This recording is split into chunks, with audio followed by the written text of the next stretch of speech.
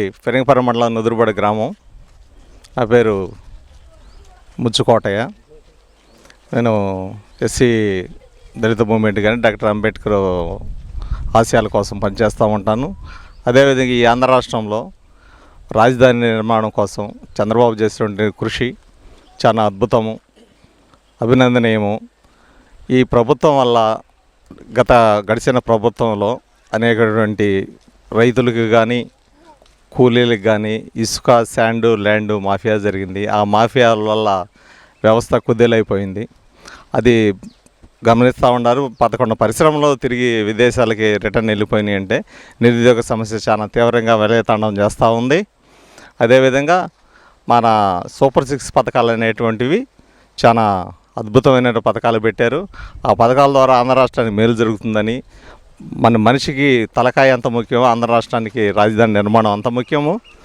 ఈ ఆంధ్ర రాష్ట్ర నిర్మాణం కోసం పవన్ కళ్యాణ్ గారు చేయూతనిచ్చారు. పవన్ కళ్యాణ్ గారికి అభినందనలు. అదేవిధంగా ఈ పరిస్థితిని మాత్రం అర్థం చేసుకుని పురంధేశ్వరి గారి చొరవ తీసుకొని బీజేపీతో పొత్తు పెట్టుకున్నారు. ముస్లిం మైనార్టీలకు నేను ఒకటే విజ్ఞప్తి చేస్తున్నాను, మక్కా పక్కా కానీ దిల్హోనా కానీ తర్వాత అన్ని సంక్షేమ పథకాలన్నీ కూడా చంద్రబాబు గవర్నమెంట్లోనే ఇచ్చారు. ముస్లింలు ఎప్పటికీ విస్మరించలేదు. మక్కా పక్కా కానీ హౌసింగ్ కానీ ఏదైనా కానీ హజ్ హౌస్ కానీ వాళ్ళని పంపించడంలో కానీ చాలా చొరవ తీసుకున్నారు. ముస్లింలకు ఎటువంటి అభ్యంతరం లేదు. ఎస్సీల మీద మరీ ఎక్కువగా ఎస్సీ పెట్టడం అనేది చాలా దౌర్భాగ్యమైన పరిస్థితి. దానికి డాక్టర్ బాబాసాహెబ్ అంబేద్కర్ వారసులుగా మేము పూర్తి స్థాయిలో ఖండిస్తూ ఉన్నాము. ఎస్సీ మీద ఎస్సీ పెట్టడం అనేది కరెక్ట్ కాదు. అదేమని మాట్లాడితేనే 41 నోటీసులు, హెరాస్మెంట్లు, లా అండ్ ఆర్డర్ ప్రాబ్లం అని క్రియేట్ చేస్తూ ఉన్నారు. ఈ 53 రోజుల జైలు నిర్బంధంలో ఉన్నప్పటికీ ఎంతోమంది 203 మంది ప్రాణాలు కోల్పోయితే నిజం కలవాలని వాళ్ళ సతీమణి బయటకు వచ్చి తిరుగుతూ ఉన్నది. ఈ ఆంధ్ర రాష్ట్రం కోసం ఆమెతో పాటు ఈ ప్రతి ఒక్క కుర్రవాళ్ళు, డిగ్రీ చదువుకున్న కుర్రవాళ్ళు గమనించారు. అందుకే పట్టభద్ర ఎలక్షన్లో 3 క్లీన్ చిట్ ఇచ్చారు. దీనికి ఉదాహరణ అదే. కావున మేమందరం కూడా ఈ 15 సంవత్సరాల నుంచి ఒక నియోజకవర్గాన్ని శ్రావణ్ కుమార్ గారు అంటిపెట్టుకొని ఉన్నారు. ప్రతి కార్యకర్తతోటి ఆయన పరిచయాలు ఉన్నాయి. ఆయన అయితే మచ్చలేని నాయకుడు. 33,000 ఎకరాలు భూసేకరణలో కూడా ఆయన పేరు ఇంత బయటకు రాలేదంటే ఆయన నీతి నిజాయితీకి నిలువురు తట్టడం అర్థం. అదేవిధంగా అగ్నికి వాయుతోడైనట్టు మనకు పెమ్మసాని చంద్రశేఖర్ గారు రావడం అనేది అభినందనీయము. ఆయన సారథ్యంలో ప్రవాసాంధ్రులు కానీ అక్కడ ఉన్నట్టు ఎన్ఆర్ఐలు కానీ వచ్చేసి ఇక్కడ పరిశ్రమ నెలకొల్పి ఈ రాష్ట్రాన్ని కానీ ఈ గుంటూరు పార్లమెంట్ నియోజకవర్గం కానీ ఈ ఆంధ్రప్రదేశ్ నిర్మాణానికి కానీ రూపురేఖలు మారుస్తారని మేము చదువుకున్న కుర్రవాళ్ళు కానీ స్టూడెంట్స్ కానీ మిగతా జనం కానీ పూర్తిగా దృఢ సంకల్పంతో ఉన్నారు. పెమ్మసాని చంద్రశేఖర్ గారికి ఇదే వరవడ కొనసాగించి ఆయన గెలిపించుకుంటే మనకు మంచి జరుగుతుందని చెప్పేసి మేము కోరుకుంటూ మీ ద్వారా తెలియపరుస్తున్నాం. ధన్యవాదాలు. నా పేరు లక్ష్మయ్య. నేను ప్రైవేట్గా స్పిన్నింగ్ మిల్లులో జాబ్ చేస్తూ ఉంటాను, ప్రైవేట్ జాబ్. స్థానికంగా మీకు ఏమేమి సమస్యలు ఉన్నాయి? మాకు 10,000 రూపాయల శాలరీ అండి. ఆ నిత్యావసర వస్తువులు కొనుక్కోవడానికే మాకు సరిపోవట్లేదు. దానివల్ల మేము చాలా ప్రాబ్లమ్స్ ఎదుర్కొంటున్నాం. పెట్రోల్ ధర పెరగడం వల్ల దానివల్ల మేము బళ్ళకు పెట్రోల్ కొట్టించుకోవడానికి కూడా చాలా ఇబ్బందులు పడుతున్నాం. అన్ని విధాలా చాలా మిడిల్ క్లాస్ ఫ్యామిలీస్ అన్ని విధాలుగా చాలా కష్టాలు పడుతున్నాయండి. ఈ గవర్నమెంట్ మళ్ళీ రావాలనుకుంటున్నారా? గవర్నమెంట్ చేంజ్ అయితే బాగుంటుంది? మేము గవర్నమెంట్ చేంజ్ అయితేనే బాగుంటుంది అనుకుంటున్నామండి. ఉన్న సమస్యలు మిడిల్ క్లాస్ ఫ్యామిలీస్ వాళ్ళు చాలా ఇబ్బందులు పడుతున్నారు. పొలం పనికి పోయేవాళ్ళు కానీ లేకపోతే టాబీ పని మేస్తులు కానీ కనీసం మేము ఒక యూనిట్ ఇసుక కొనుక్కోవడానికి కూడా మాకు స్తోమత లేదండి. అంత దయనీయ స్థితిలో మేము బతుకుతున్నాం ఈ గవర్నమెంట్లో. మేము శ్రావణ్ కుమార్ గారికే చేస్తామండి. 15 సంవత్సరాల నుంచి శ్రావణ్ కుమార్ గారు మాకు చాలా దగ్గరగా ఉన్నారు. మాకు ఏదైనా సమస్యలు వచ్చినా కానీ శ్రావణ్ కుమార్ గారే మాకు చూస్తూ ఉంటారు. అంటే సుచరిత గారు అంటే కూడా మాకు అభిమానం అండి. ఎందుకంటే ఈ యాక్చువల్గా ఈ ఒక్క నియోజకవర్గం ఇప్పుడు మాత్రమే వచ్చింది కాబట్టి మేము శ్రావణ్ కుమార్ గారి కోసమే పనిచేస్తూ ఉంటామండి. మేము పెమ్మసాని చంద్రశేఖర్ గారికి మద్దతు ఇస్తామండి. పెమ్మసాని చంద్రశేఖర్ గారు విద్యావంతులు, డాక్టర్గా పనిచేసి ఉన్నారు. అన్ని మిడిల్ క్లాస్ ఫ్యామిలీ, అతను కూడా ఒక మిడిల్ క్లాస్ ఫ్యామిలీ నుంచే బయటకు వచ్చాడు. మిడిల్ క్లాస్ ఫ్యామిలీ వాళ్ళు ఎంత కష్టపడుతున్నారో అతనికి తెలుసు కాబట్టి వస్తే మంచి జరిగిద్దని మేము అనుకుంటున్నామండి. పేరు తురక ప్రసాద్ అండి, గుంటూరు జిల్లా పెరింగపురం మండలం నుదురుపాడు. ఇప్పుడు 2024 ఎలక్షన్స్లో తెలుగుదేశం కూటమి రావాలని కోరుకుంటున్నాను. దానికి కారణం ఏంటంటే డెవలప్మెంట్ కోసం. 2019లో నేను మా టీం మొత్తం కూడా వైసీపీకి ఓటేసాం. అంతకుముందు 2014లో టీడీపీకి ఓటేసాం, 2019లో వైసీపీకి ఓటేసాం. అయితే 2024లో టీడీపీకి ఎందుకు ఓటేయాలనుకుంటున్నానంటే కేవలం డెవలప్మెంట్ కోసం, మన రాజధానిని ఎక్కడికో తరలిపోకుండా చూసుకోవడం కోసం. దానితో పాటుగా ఏటా జాబ్ క్యాలెండర్ అని చెప్పి ఒక్కటి కూడా చేయకుండా, ఇంప్లిమెంట్ చేయకుండా, జాబ్స్ కూడా ఇవ్వకుండా సచివాలయాలని వాలంటీర్లను కూడా ఉద్యోగాలుగా చూపిస్తున్నటువంటి అవివేకమైన మనస్తత్వం, అవివేకమైనటువంటి జ్ఞానంతో ఉన్నటువంటి వారిని ఓడించాలని మేము అనుకుంటున్నాం. 5 సంవత్సరాల్లో ఒక్క డిఎస్సి కూడా తీయనటువంటి ఏకైక గవర్నమెంట్ ఏదన్నా ఉందంటే అది ఈ జగన్ ప్రభుత్వమే. ఈ గవర్నమెంట్కి మేము వేయకుండా ఇప్పుడు ఉన్నటువంటి కూటమికి ఓటు వేయాలని కోరుకుంటున్నాం. ఏటా 6,500 ఉద్యోగాలు, పోలీసు ఉద్యోగాలు జనవరిలో క్యాలెండర్లో ఇస్తామని చెప్పి ఇంతకుముందు హోమ్ మినిస్టర్ గారుగా ఉన్నటువంటి సుచరిత గారి ద్వారానే స్టేట్మెంట్ ఇప్పించి ఒక్క నోటిఫికేషన్ కూడా కంప్లీట్ చేయకుండా ఒకే ఒక నోటిఫికేషన్ 2023లో ఇచ్చి అది కూడా కోర్టు కేసుల రీత్యా ఆగిపోవడం జరిగింది. ఎస్సీ ఎస్టీ భూములు లాక్కోవడం జరిగింది. రాజధానిని, ఇక్కడ ఉన్నటువంటి రాజధానిని ఎక్కడికో తరలించడం ద్వారా ప్రయోజనం ఏముండదు. అదే కనుక మనకు తాడికొండలో కనుక మన అమరావతి రాజధాని ఉంటే ఎంతోమందికి, వేల మందికి ఉద్యోగ అవకాశాలు కల్పించే అవకాశం ఉంటుంది. మన బిడ్డల భవిష్యత్తు కూడా బాగుంటుంది. ఎక్కడ ఉన్న సెంటర్లో ఉన్నటువంటి దాన్ని వదిలిపెట్టేసేసి దూర మారుమూలంలో ఆల్రెడీ డెవలప్ అయినటువంటి విశాఖ నగరాన్ని మన రాజధానిగా చేయాలంటాం. ఇది 3 ముక్కల ఆటలాగా, ఇది పేకాట 3 ముక్కల ఆటలాగా ఉంది తప్పితే దాని ద్వారా ప్రయోజనం ఏమీ లేదు. ఓకేనా? అందుకని కూటమి సభ్యులకే అందరూ ఓట్లు వేయాలని చెప్పి అనుకుంటున్నాం. గతంలో నేను వైసీపీకి ఓటేసినా కూడా ఇప్పుడు వేయకూడదు. ఖచ్చితంగా ఇటు మాకు శ్రావణ కుమార్ గారిని మరియు పెమ్మసాని చంద్రశేఖర్ గారిని గెలిపించుకొని టీడీపీ గవర్నమెంట్ని ఫామ్ చేసుకుంటే బిడ్డల భవిష్యత్తు బాగుంటుంది, డెవలప్మెంట్ ఉంటుంది. ఎస్సీ ఎస్టీలు కూడా స్కీములు మరలా తిరిగి వస్తాయి. అదేవిధంగా ఇంతకుముందు సివిల్స్ చదివే వాళ్ళకి, గ్రూప్స్ పరీక్షలు రాసే వాళ్ళందరికీ కూడా కోచింగ్లు ఇచ్చేవాళ్ళు, ఫ్రీ కోచింగ్లు. అలాంటి కోచింగ్ అనేది లేదు. ఒక నోటిఫికేషన్ అనేది ఒక్కటి కూడా ఇవ్వటం లేదు. ఓకేనా? ఎస్సీ ఎస్టీలకి అదేమంటే అమ్మఒడి అంటున్నాడు. అమ్మఒడి విషయం చాలామందికి తెలియని అంశం. ఈ ఎస్సీ ఎస్టీలో కాదు, బీసీలో కూడా తెలియని అంశం ఏంటంటే ఫస్ట్ 15,000 అన్నాడు, తర్వాత 14,000 అన్నాడు, తర్వాత 13 అన్నాడు. అయితే ఇంతకుముందు ఎస్సీ ఎస్టీ పిల్లలకి స్కాలర్షిప్ ఎంతమంది ఉంటే అంతమందికి చదువుకునే అవకాశం ఉండేది. ఇప్పుడు అమ్మఒడి పేరుతో ఒకళ్ళకే వస్తుంది. అది చాలామందికి తెలియదు. మాకు జగనన్న 13,000 ఇచ్చాడు, 14,000 ఇచ్చాడు అంటున్నాడు. దాంట్లో 3,200 సెంట్రల్ గవర్నమెంట్ ఉంటుంది. అంటే ఇచ్చే 13,000లో 3,200 సెంట్రల్ గవర్నమెంట్ పోతే 9,800 రూపాయలు స్టేట్ గవర్నమెంట్. అదే అదర్స్కి అయితే, మిగతా వాళ్ళకైతే 13,000 ఇతనే ఇస్తున్నాడు. సో ఎస్సీ ఎస్టీలకి జరుగుతున్నటువంటి అన్యాయం అదొకటి. ఒక 70,000 ఫీజు వస్తుంది అనుకుంటే ఎస్సీకి ఎస్టీకి, దాంట్లో 42 అంటే 1,000 దాదాపు, అంటే 60% సెంట్రల్ గవర్నమెంట్ వస్తుంది. 28,000 40% మాత్రమే స్టేట్ గవర్నమెంట్ వస్తుంది. అయినా సరే ఎస్సీ ఎస్టీలకి నా ఎస్సీ, నా ఎస్టీ, నా బీసీలు అంటున్నాడు.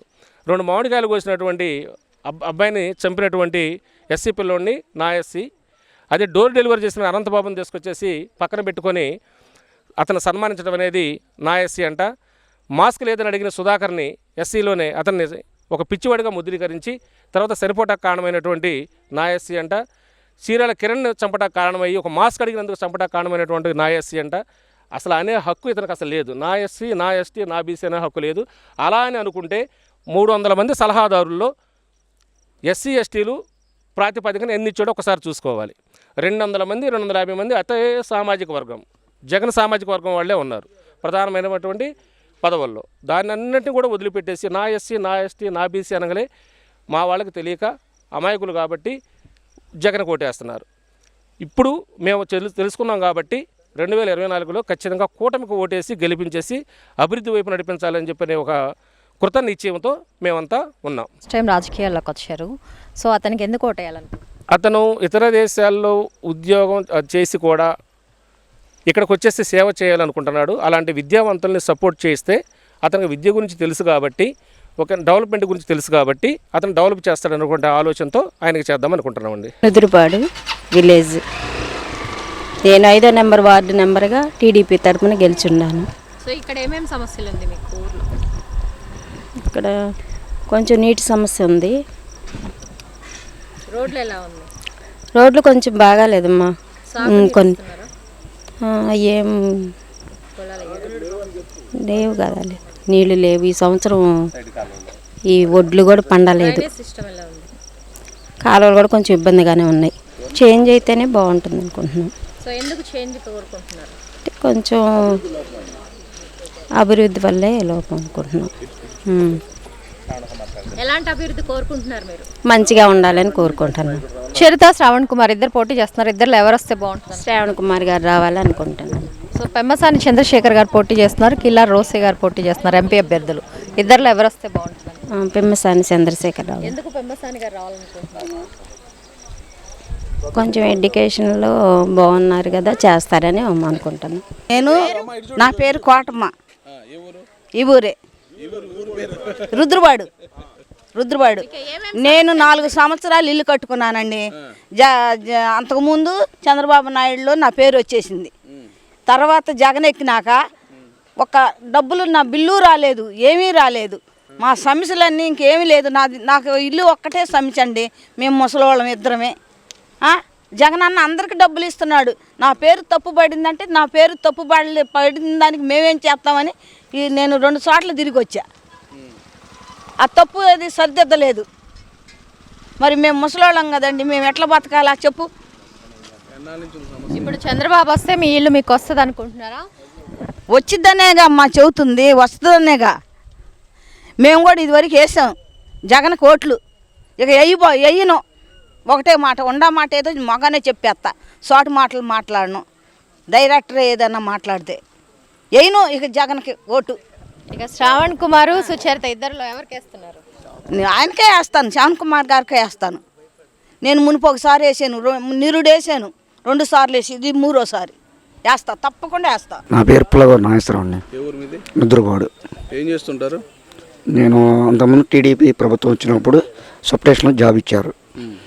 జాబ్ 4 సంవత్సరాలు చేశాను. ఏం చేశారు జాబ్? ఐటీఐ చేసి ఆపరేటర్గా చేశాను. తర్వాత ఇప్పుడు వైసీపీ వచ్చింది ప్రభుత్వం కాబట్టి మనది టీడీపీ అని కంపల్సరీగా నన్ను తీసేశారు. నేను ఇప్పుడు రైస్ మిల్లులోకి ఆపరేటర్గా చేస్తున్నాను. మీరు వెళ్ళి కంప్లైంట్ ఏమీ లేదు? వాళ్ళ ఏఈ ఉంటాడు కదా, ఏఈ అందరికి డిపార్ట్మెంట్ వాళ్ళకి అందరికి ఇచ్చామండి. ఉండవల్లి శ్రీదేవి వైసీపీగా చేసింది. ఆమె కాడికి పోయి 2 సార్లు కలిసాం ఆల్రెడీ. కలిస్తే అయినా ఒప్పుకోలే. ఇక్కడ వైసీపీ నాయకులు మొత్తం మేము టీడీపీ అని పక్కాగా తీసేశారు. అది ఇప్పుడు ఏం చేస్తున్నారు మీరు? ఇప్పుడు రైస్ మిల్లో ఆపరేటర్గా చేస్తున్నాను. ఇక్కడ ఈ ఊరేనా? నా నుద్రబాడండి. ఇప్పుడు మీ ఊర్లో ఇంకేమున్నాయి సమస్యలు? రోడ్లు కానీ, డ్రైనేజీ సమస్యలు కానీ? మా ఊర్లో అంటే ఇప్పుడు డ్రైనేజీ కాలువలు కట్టలేదు, కొంచెం వాటర్ సప్లై లేదు, నీరు ఇది సిరిటు అంతా మొత్తం తాగి జనాలకి రోగాలు బయటపడుతున్నాయి. దానివల్ల ప్రజలు ఇబ్బంది పడుతున్నారు. పెమ్మసాని గారి గురించి మీ అభిప్రాయం? విద్యావంతుడు. ఎవరికి ఓటేద్దాం అనుకున్నారు ఎంపీ అభ్యర్థి? పెమ్మసాని.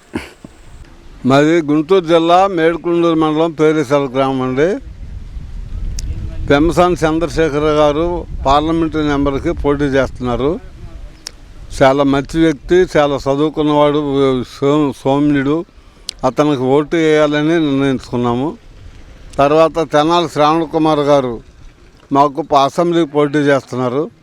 తెనాలి శ్రావణ్ కుమార్ గారికి కూడా ఓటు వేయాలని నిర్ణయించుకున్నాము. ఆయన కూడా లోగడ ఎమ్మెల్యేగా చేశాడు. ఆ రోజుల్లో బాగా మంచి పనులు చేశాడు. సుచేత గారు ఆయన మీద పోటీ చేస్తున్నారు. ఆయన గురించి మాకేమి తెలియదు. ఇప్పుడు కొత్త క్యాండిడేటు. ఇదివరకు ప్రతిపాడులో ఎమ్మెల్యేగా పనిచేశారు. ఆడ బాగా చేయలేదని ఇక్కడ మార్చారు. ఏడ కూడా అదే పరిస్థితి కదా. మన ఇంట్లో చల్లకపోతే ఇంకొక ఇంట్లో కూడా చల్లదు కదా. చల్లని రూపాయి ఎక్కడైనా చల్లదు. ఏడైనా ఎట తెలియద్ది. తెనాలి శ్రావణ్ కుమార్ మా ఊర్లో కొంచెం మంచి పనులు చేశాడు. కాలువల మీద బ్రిడ్జీలు, కొంచెం ఏదైనా ఎవరైనా పోతే పలకరేయటం చేయటము. మీకు ఏదైనా పని కావాలంటే రండి, మా దగ్గర రండి, మేము పని చేసి పెడతా ఉంటాం. చేశాడు చాలా పనులు కూడా మంచి పనులే.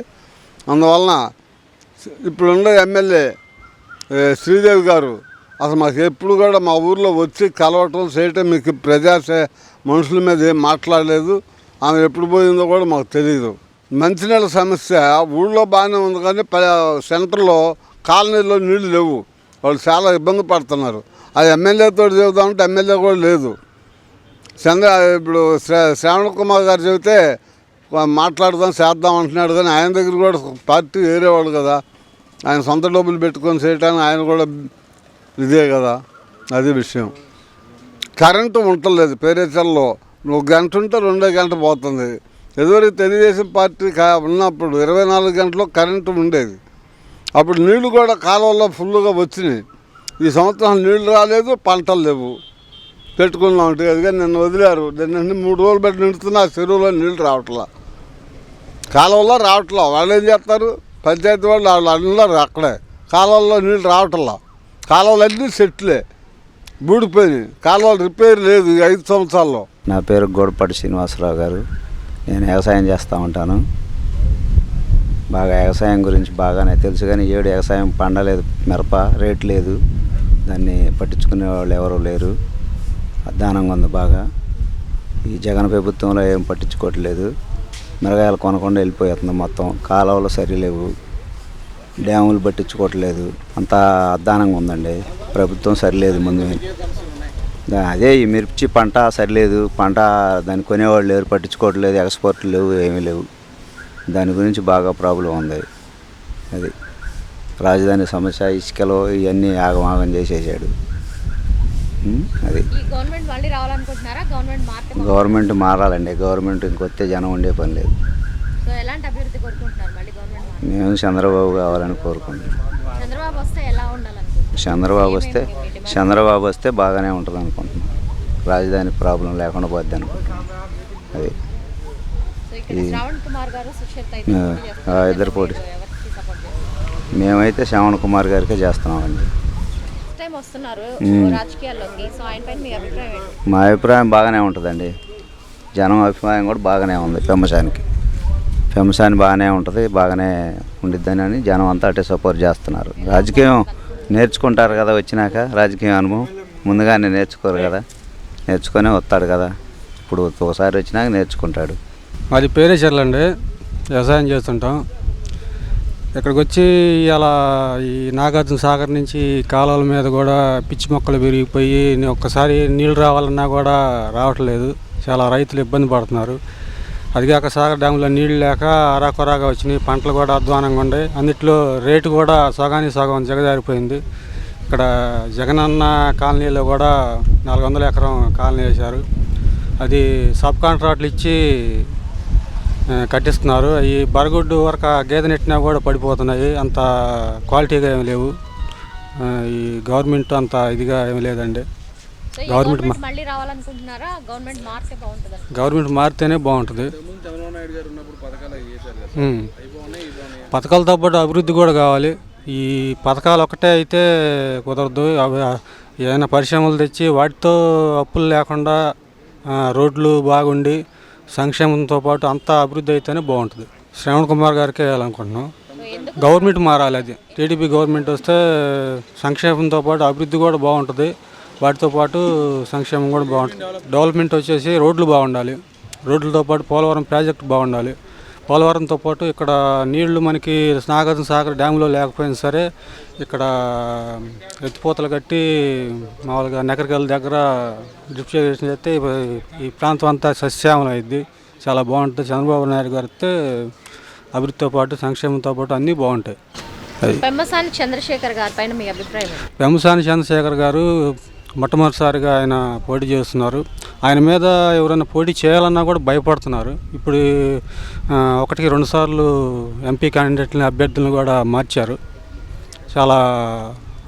అతనికి చాలా క్రేజ్ ఉంది. ఎంపీగా 1,00,000 ఓట్ల మీద గెలుస్తాడు. మా గ్రామం పేరేచర్ల. మా పేరు భూపతిరావు. మేము ఇక్కడ ఆర్బీఐలో సూపర్వైజర్గా చేస్తూ ఉంటాను. సమస్యలు ఏముందంటే పిల్లలకు ఉద్యోగాలు లేవు, మెయిన్ రోడ్లు మెయిన్, ఆర్థిక వ్యవస్థ చిన్నభిన్నం అయిపోయింది, ఖర్చులు పెరిగిపోయినాయి, ఆదాయం తగ్గిపోయింది. ఏది కొనాలన్నా కొండకి కూర్చుంది. మన పరిస్థితి బాగలేదు. పరిస్థితి కాదు, గవర్నమెంట్ని మార్చాలని చూసుకుంటున్నాం. అది పరిస్థితి. అది రాష్ట్రాన్ని నాశనం చేయడంలో ప్రథమ స్థానంలో ఉన్న పాయింట్. అది యువతకు డ్రగ్స్ అందించడంలో మొట్టమొదటిగా మేము చూసిన సీఎంలో ఇతనే ప్రథముడు. అది పూర్తిగా అరికట్ట, గవర్నమెంట్ వచ్చినా పూర్తిగా అరికట్టాలి. అది పరిస్థితి. అదొకటి. కల్తీ మద్యం మరీ దారుణంగా అమ్ముతున్నారు షాపుల్లో. ఫోన్పేలు లేవు, గూగుల్ పేలు లేవు, ఆన్లైన్ ట్రాన్సాక్షన్ లేవు. Only amount cash. 9 దాటిందంటే బార్ అండ్ రెస్టారెంట్లో కూడా భయంకరంగా 2,000 ఉండేది 3,500. స్లిప్ ఇమ్మంటే స్లిప్ ఇవ్వట్లేదు. పరిస్థితి అట్లా తయారైంది. పెమ్మసాని చంద్రరావు చదువుకున్న విద్యావేత్త, మేము నమ్మాం, అతన్ని అభివృద్ధి చేస్తాడని నమ్ముతున్నాం, ఆయనకే ఓటేస్తాం ఇవ్వాలి. ఫస్ట్ టైం కాదండి, ఇతను ఆల్రెడీ 20 years నుంచి బ్యాక్ ఉండి నడుపుతున్నాడు పార్టీని. ఇదివరకు నర్సాపేటకు ట్రై చేశాడు, ఇప్పుడు ఓన్లీ ఫ్రంట్కి వచ్చేసాడు. ఇబ్బంది ఏం లేదు, బ్రహ్మాండమైన మెజార్టీతో గెలవబోతున్నాడు. మెయిన్ అండి ఉద్యోగ కల్పన, ధరల నియంత్రణ, అడ్మినిస్ట్రేషన్ కరెక్ట్గా ఉండాలి, లా అండ్ ఆర్డర్ సమస్య లేకుండా ఉండాలి. మెయిన్ అక్రమ కేసులు, కొట్టటాలు ఇవి లేకుండా అన్ని వర్గాల వాళ్ళని సమానంగా చూడాలి. అది మాకు కావాల్సింది. రాజధాని ఇష్యూ అంటే నాశనం చేశాడు. రాజధాని ఇష్యూ మెయిన్ అసలు. ఇక్కడికి 40 kilometers మాకు రాజధాని. ఇదివరకు మా భూములు ఇల్లు వచ్చేసి దగ్గర ₹1 కోటి ఉండే భూమి ఇవాళ 20 లక్షలు 25 లక్షలకు పడిపోయింది. మెయిన్ అదొకటి. ఉద్యోగ కల్పన లేదు. SRM, ఇట్టు, అమృత 3 యూనివర్సిటీలు వచ్చి ఉన్నాయి. అక్కడ సరిగ్గా రోడ్లు మా బాబు ఇట్లో చదువుతున్నాడు.